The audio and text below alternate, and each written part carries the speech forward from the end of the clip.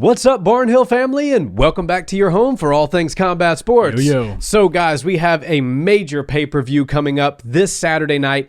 UFC 308 in Abu Dhabi. Max Holloway, Ilia Topuria at the top of the bill. Khamzat Chimaev, Robert Whittaker on the card. We got the Sharaputdin on there. This thing is stacked from top to bottom.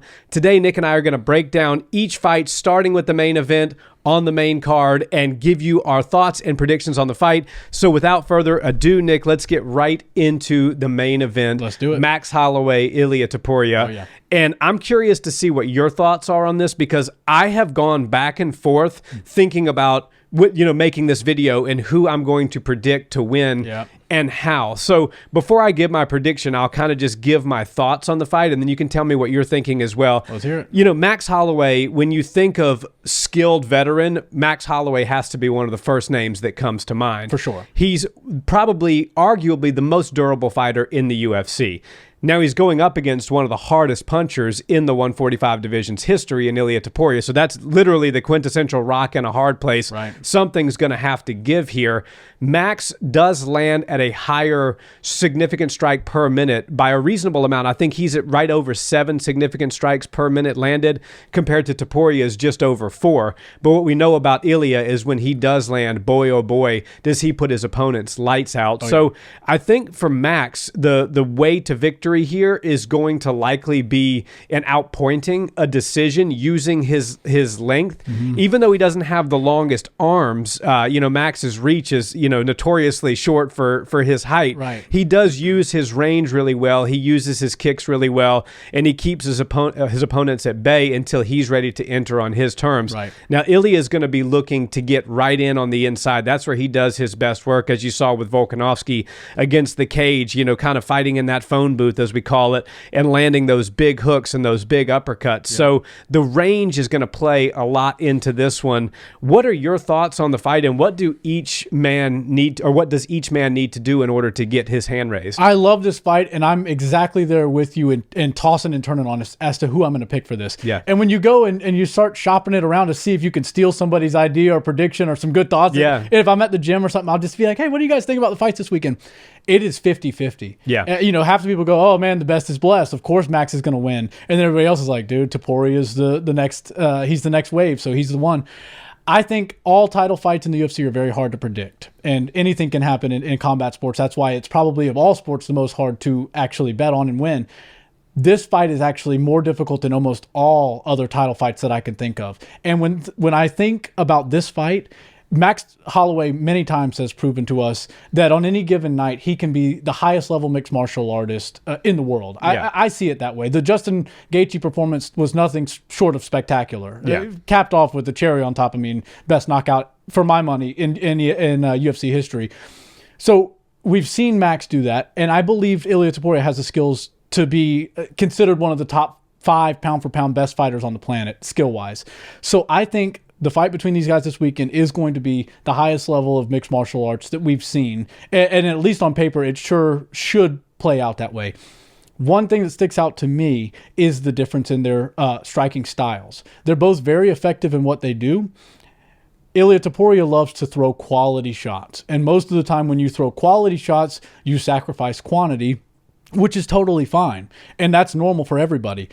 Ilia is really selective with his shots. His landing and significant strike ratio and percentage is always very high because he's not wasting his time. He's using his footwork to bring pressure, to back you up and put you in the positions that he wants you to cut angles, to trap you up against the cage. And look, he hasn't had to show us a whole lot of his grappling yet in his UFC career, but he is the first one to admit that his grappling is even superior to his striking. Yeah. So I'm sure we'll get to see a little bit of grappling in this fight, but Ilia is also the kind of guy that wants to go out there and beat you at your own game. And that's a little bit difficult when you're going with Max Holloway. Ilia Topuria is the kind of guy that wants to go knock everybody out. And statistically, that doesn't happen when you fight Max Holloway. So I don't know if the quality and less volume is going to pay off, because when you look at the other end of the fight, you're looking at Max Holloway. And don't mistake what I'm about to say for him being not a lazy fighter, but one of those guys that'll just throw whatever. He's a quantity striker. He's a heavy volume striker. but in that quantity, there's a whole lot of quality. Yeah. You know, he throws things, and his striking accuracy and his significant strike accuracy is that of a Topuria, but he's throwing 5 times the amount of strikes. Yeah. So he's very effective, and he might not be the single shot power puncher that Ilia is, but accumulation can do just the same kind of damage. So I think that if Max Holloway is able to implement his game, utilize his feet and his legs and the great footwork that he has to get inside and then also keep the range when he needs to, just like you were saying, that's his best key to success. Max, like you said, doesn't have a long range or a long wingspan, but he fights like a fighter that does, and he appears to have that because he's a kind of a lankier body. But when you see Max Holloway out there and he's utilizing his footwork the way he does, it has to be considered some of the best footwork in the game because he's giving up that length and arm span, but he's using his footwork to not get touched and then stay in the pocket when he needs to. Brilliant defense, brilliant offense. I don't really know how this one's going to go. I have an idea as to which direction I'm going, and I think I'm going to settle in on Max Holloway getting his hand raised, but I don't really see this.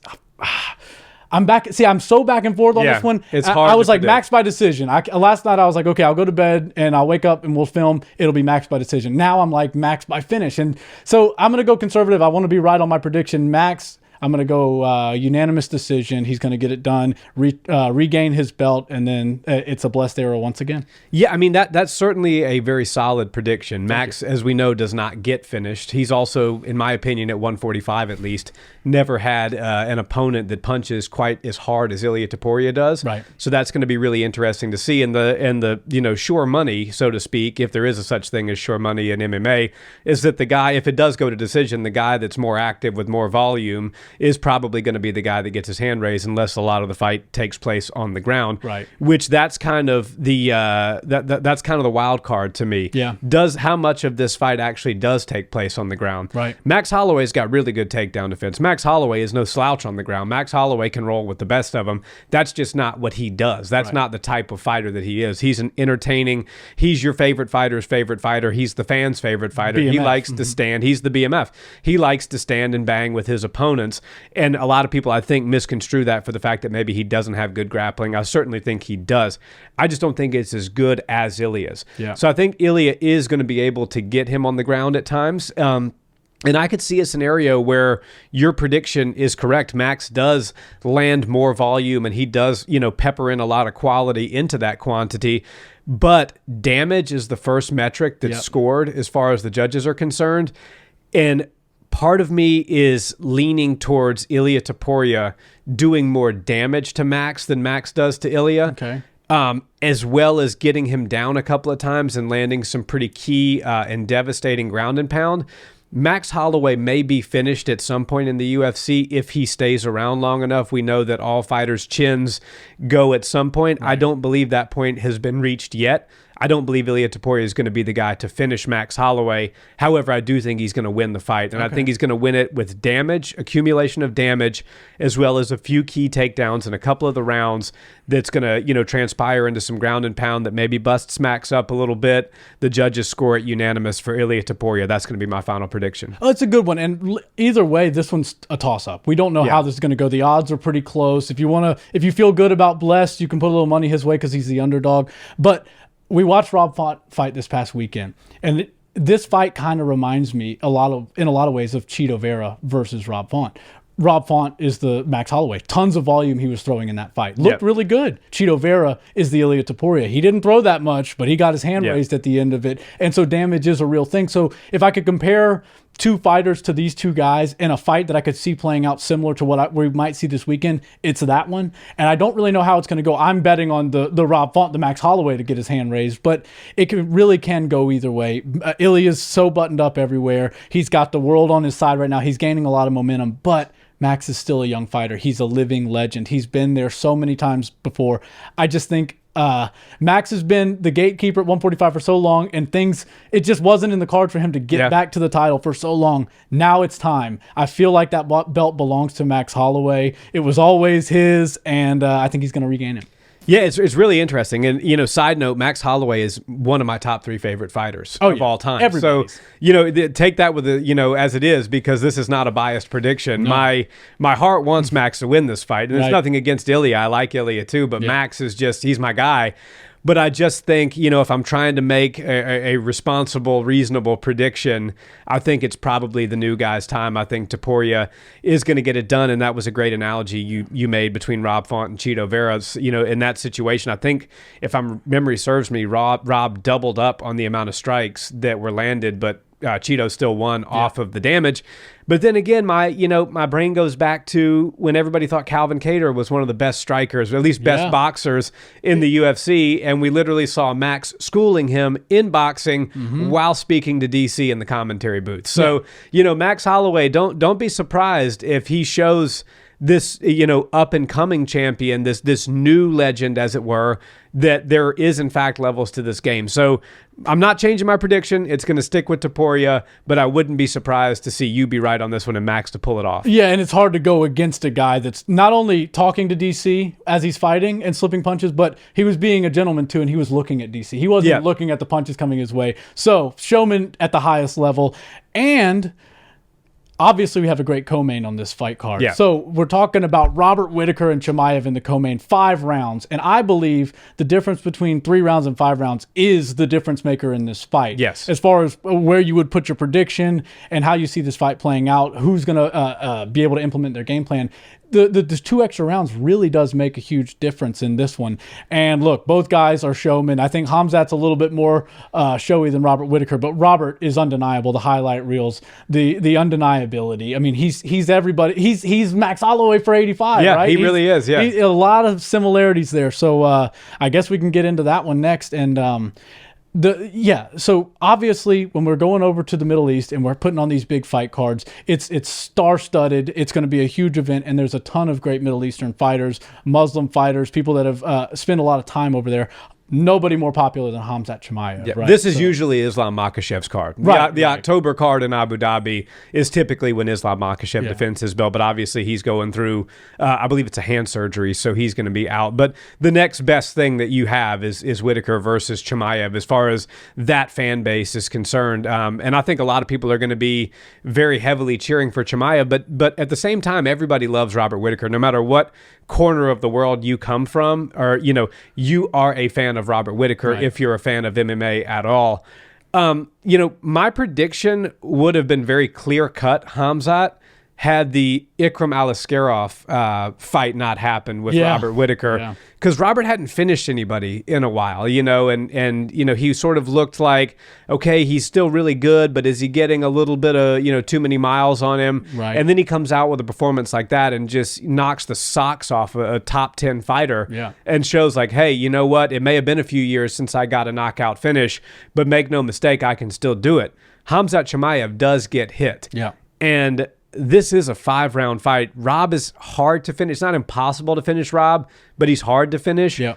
If the way I see this is, if Khamzat doesn't get Rob out of there in 3 rounds, he's going to need to pack a lunch, because rounds 4 and 5 are going to be really, really bad for Boris. Yeah. So really, to me, it comes down to how much damage is Rob going to take in the early rounds, 1 through 2 or 1 through 3.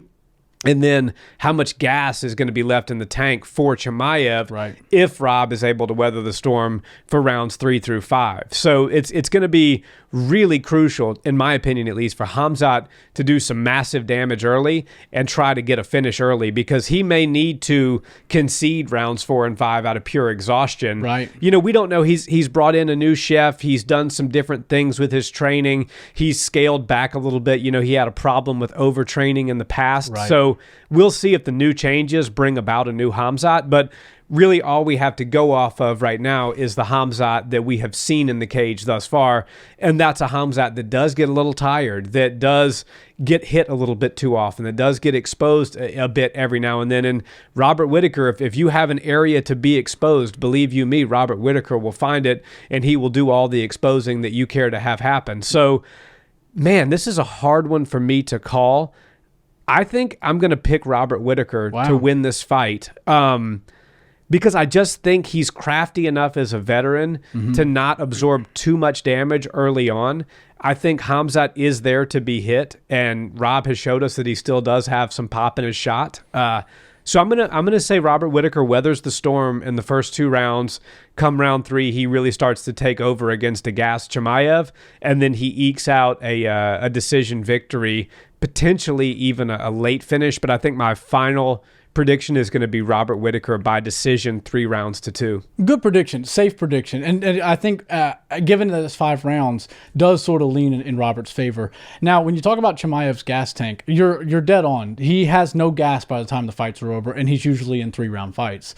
But you have to understand that is one of those situations where, yes, he is completely out of gas by the time the fight's over. But if you're his coach or if you're a fan of his, would you like to see him breathing air easily and not that tired at the end of the fight? I don't know. I think I'd rather see somebody go give it their all. And if they truly gas out, then so be it. But I think Khamzat Chimaev is a pressure fighter. I think the tenacity and the aggression that he has leading up to the fights, everything that is the Khamzat Chimaev experience, it comes to life on fight week. Yeah. And it's a full thing. He sprints to the octagon, and the music, he has that cool song that goes with it, and he's aggressive. He'll get on top of the octagon while they're announcing his name, and nobody does anything about it. Nobody in the commission's pulling him down or anything. Yeah. There's just something about him. He's an undeniable force. He's an undeniable force, but everybody does run out of gas, and that's the biggest hump for me. I think if this is a 3-round fight, you don't hear much hesitation out of my voice. I'm going Khamzat Chimaev likely by finish, because he has 15 minutes. He can go. Second round submissions, what I would say in a 3rd-round fight. 5 rounds, if he doesn't come out and do that same pace, which I don't recommend to do, because given round 4 and 5, you have nothing left. So if he doesn't go out there and do that, then he's going to have to, like you said, pack a lunch and go for the long fight, go for a late finish, or go for a decision. And that's where it does get a little bit more tricky. So I think there's a fine line that Khamzat needs to play. I think he needs to be a little bit deceptive. I think he needs to go for some shots. I think he needs to not show that he's afraid to strike with Robert, but I think Robert, with his mobility, his karate stance, the fact that he's a good defensive wrestler, and his striking is pretty good, even though he's a little bit shorter for the division.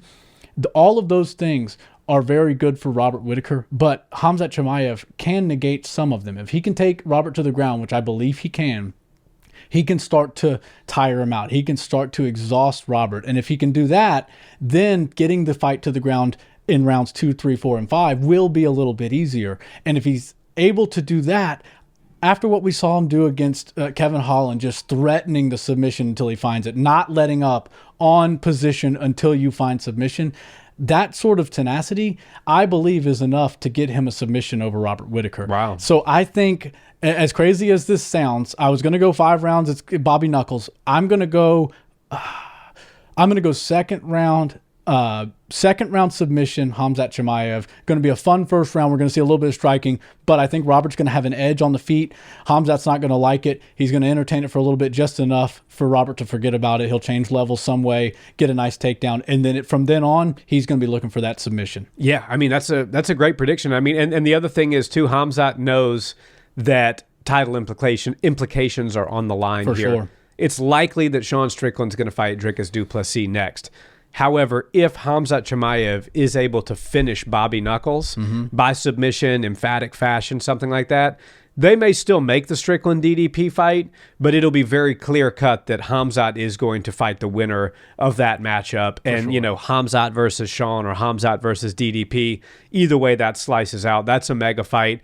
This is what Khamzat, wants. This is where he feels like he is in his career. It's time to now become the champion that he's always thought himself to be, and sort of prove to the world that, hey, all that hype that was behind me back in 2020 when I came in, that hasn't gone anywhere. I know it cooled off with the health stuff and with the pullouts and things, but now I'm going to show you guys why I belong at the top of the heap, and I'm going to do it by finishing a legend. So I'm going to stick with Bobby Knuckles, but Khamzat's going to be looking to have his biggest, most emphatic win to date, and he certainly has all of the makings to do it. It's in Abu Dhabi. He's going to have a massive fan base there. He's fighting a legend. We talk about this all the time on this show.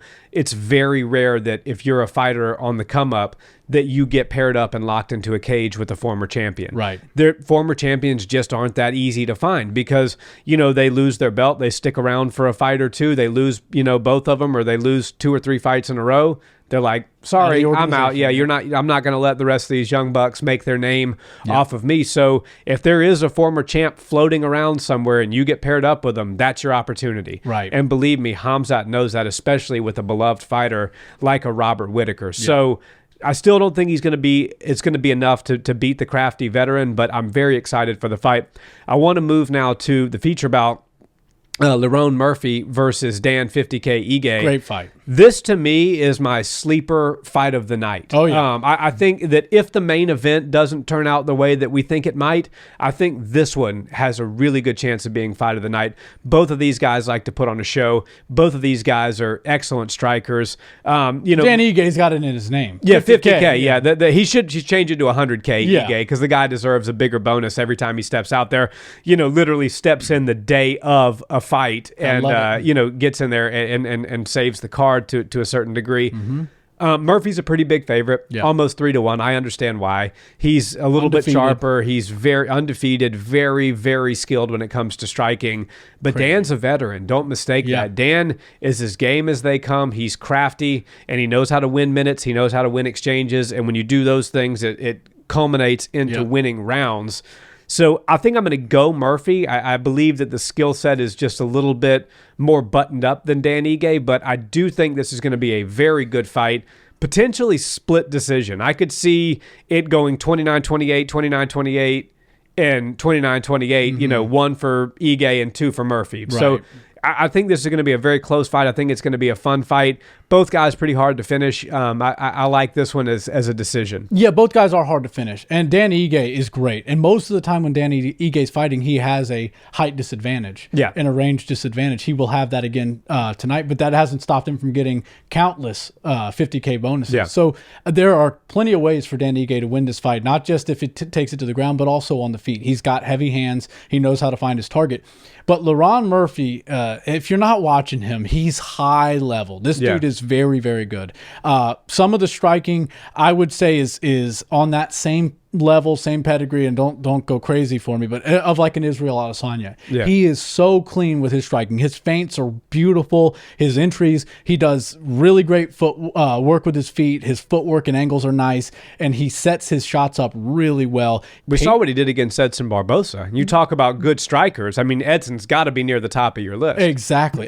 That was the exact performance that was just playing in my mind as I'm thinking about the Lerone Murphy-Dan Ige fight. Both dudes so good, but I think Lerone Murphy is sort of that next breed of 45ers coming up that are going to show us some new wrinkles in the striking game, and he's got the body for it. He fills out that frame pretty much perfectly. Yeah. He's long, he doesn't have a whole lot of fat to cut, and he's very muscle bound. So I think I'm going to go Lerone Murphy on this one. I think he gets it done. And Edson Barbosa was getting beat up that whole fight.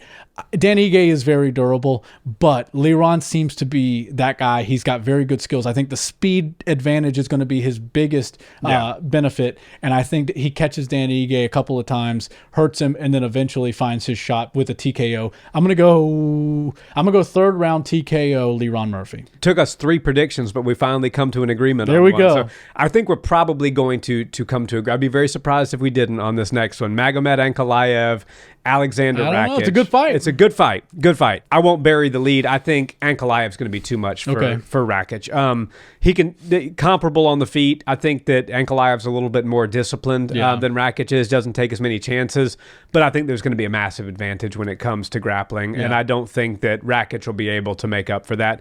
I think Ankalaev will kind of play things safe, stay stay behind a jab, throw some low kicks, and look for his level changes and his opportunities, I think he's going to get Rakic to the ground. I believe that he's going to, take his time with this, utilize some ground and pound, start to break Rakic down. And then once he does have him broken down and he sees a little bit of that exposure, maybe some neck exposure, some arm exposure from Rakic, he's going to seal the deal with a submission. I'm going to say second round submission for Magomed Ankalaev. He's looking to cement his name as the front runner to challenge Alex Pereira for the 205 belt. With a finish over Rakic, he certainly puts his name in the sweepstakes. I know there's Tom Aspinall, there's John Jones, there's a whole gamut of things that Alex Pereira could do that would be bigger fights, quote unquote, than than Ankalaev. But one thing about Pereira that we've seen, and this is just a little side note, so I won't take it too far, is that he does kind of want to fight the next man up. Like, look, I'll fight 3 times a year. I'll fight in December if I have to. I'll give me whoever's next. Right. So I don't think that Alex would shy away from Ankalaev. I think Ankalaev knows that, and I think he also knows that with after the Jan Blachowicz draw and everything, that if he wants to get that title shot, he needs to get a finish here against Rakic. A close decision win against Aleksandar Rakic, who just lost to Yuri Prohaska, is not going to be enough to move the needle to get him squared in the cage with Alex Pereira. And so that's why I brought Alex into the conversation. I think Magomed submits Aleksandar Rakic in the second round, rear naked choke. Damn, okay, so he's going to make quick work of him. Yeah, and it's a 3-round fight, so if there's a finish, they've got to get to work pretty quickly.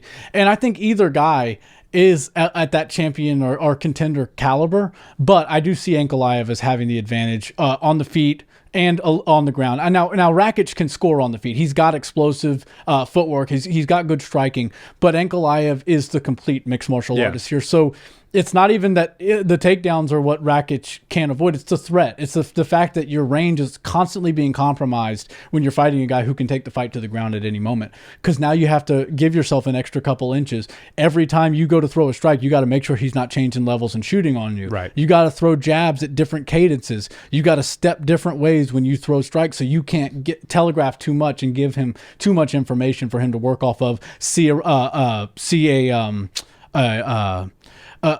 pattern in your movement and then expose it. So I think Ankalaev, being the better grappler, the better complete mixed martial artist, will give him the advantage on the feet. I think if Rakic doesn't go out there and make it a dogfight, make it ugly, and get reckless out there early, he's not going to get his hand raised. Yeah. And then the other thing that sticks out to me is durability. And look, there's accidents and injuries that happen in MMA all the time. I know Rakic has dealt with his share of that even recently. But I just think that Magomed is a very, very durable fighter. Yeah. And I don't even know if he wins this fight, if Chama could knock him out. Maybe he could. I haven't seen it yet, but it seems like he's got a great chin. He's well conditioned, big, tall body, good frame, fills out 205 well. I don't know, but I mean, we still have a lot of answers to get answered. But if I was Khamzat, if I was Chama, if I was Alex Pereira, what I would do to disrupt the night for the emerging 205ers, whoever wins, get on Twitter, and I would call them out immediately. I want to fight in December. I'm the champ. You don't want to fight me? Then we're going to pull somebody else out of the rankings like we just did Roundtree. Yeah. Now, Ankalaev or Rakic, whoever gets their hand raised, can't even relax and go enjoy a nice steak or whatever it is they want to do with their team after, because their title opportunity that they're literally fighting for that night is now in their hands, and the guy's saying, okay, 3 months from now, I want to fight you. Yeah. We've seen 2 months. 2 months. We've seen the UFC do that before. Sugar Sean and Aljamain Sterling. That was a quick turnaround for Aljo. We could see them do the same thing for Alex Pereira.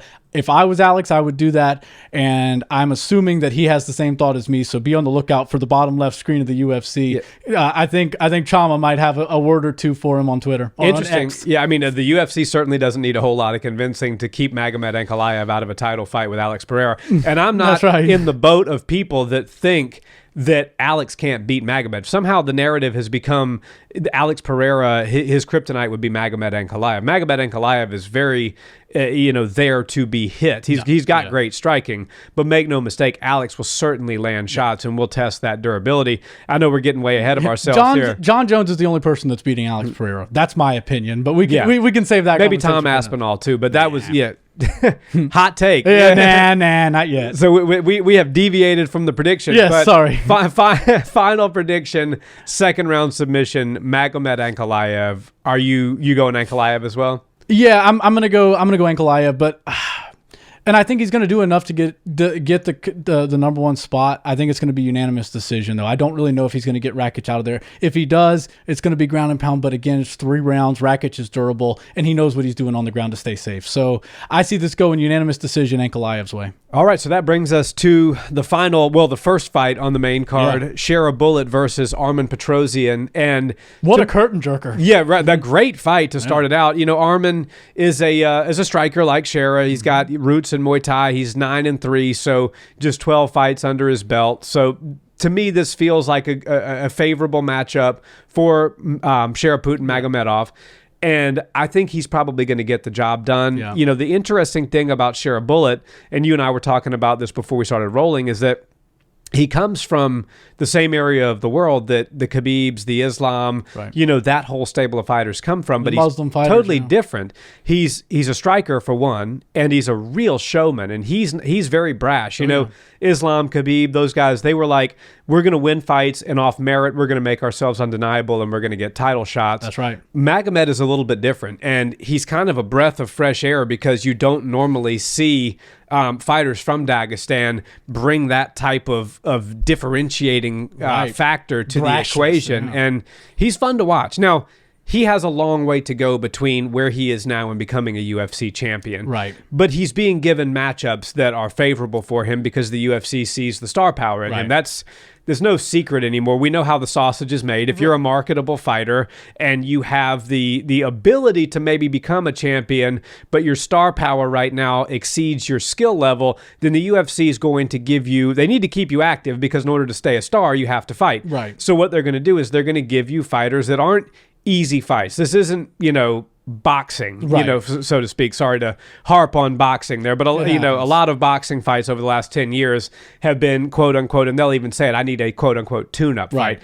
This is not what this is. However, this is a very manageable and very winnable fight for Sharaputdin because he's fighting a guy with less experience than he has, does have 3 losses on his record, has been knocked out before, has been submitted before, and is going to give the sort of looks that Sharaputdin wants to see in order to work his game plan to the best of his ability. So I see Shara winning this one.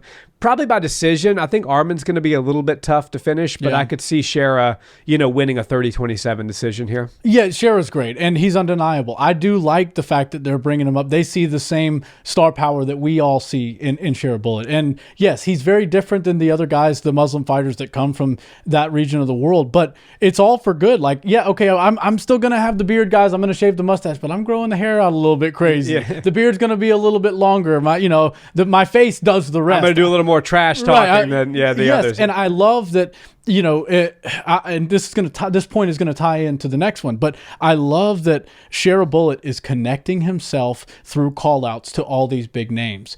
Kevin Holland, teammate of mine, good friend, he is always being called out by people. Sharaputdin, it was 2 fights into his UFC career, he's calling out Kevin Holland with like a iguana in his hand. He's out in Hollywood or whatever. I remember that. Calling him out to fight in America when apparently he couldn't fight in America. So I remember when that was all happening. And when I saw it, I'm like, okay, well, he's not on Kevin's level as far as star goes yet, but it was brilliant to, you know, attach himself to Kevin, get a week's worth of news going. He's obviously not going to fight Kevin next. You know, Kevin's bouncing between 2 divisions. He's always saving cards, fighting big names, but he connected himself to him, and then they have to give him somebody to fight. So might as well just pull somebody else that's from the unranked of the division.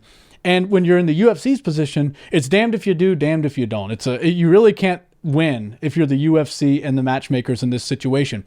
Because when you look at Sharaputdin, if they said, okay, he's hot, he's hype, let's throw him right into the top 10, people will go, Bo Nickel or somebody like that. Right, or even more extreme, go, you know, maybe Jack Hermanson or somebody ranked right off the gate. People go, oh, they're showing him favors, they're letting him jump right into the rankings.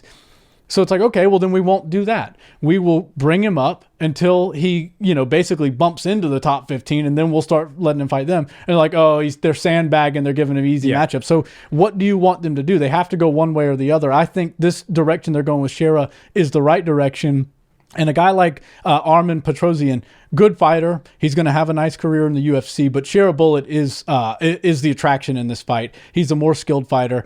Petrosyan's not going to try to take him down. I think he's going to try to stand and strike with him. And I believe Shara's got some pretty good pop on his shots. He's got some interesting kicks. He's really dynamic when it comes to his footwork. And, he'll jump into a Muay Thai stance. He'll get into some inside boxing, and then he'll also bounce like a Wonder Boy, like a karate stance. Yeah. So you don't really know what you're going to get, and every round could be different with Sharaputdin. But one thing's for sure, violence is coming. There's usually a lot of damage coming behind his shots, and I think the momentum's on his side. I'm going finish, though. I think Sharaputdin, this is his statement fight. I think this is the one that's really going to put him on everybody's map. I'm going second round finish, TKO. A lot of finishes. If you're checking out the card and you think my predictions are going to be right, a lot of finishes. I know I've been the decision guy today. I don't know why I'm predicting decisions on all No, these, they're not going over there and getting decisions. We're not going to need much judge help, at least on the main card. So I'm going to go second round TKO finish for Sharaputdin. Yeah, and the X factor, I think Armen has certainly the better strength of schedule.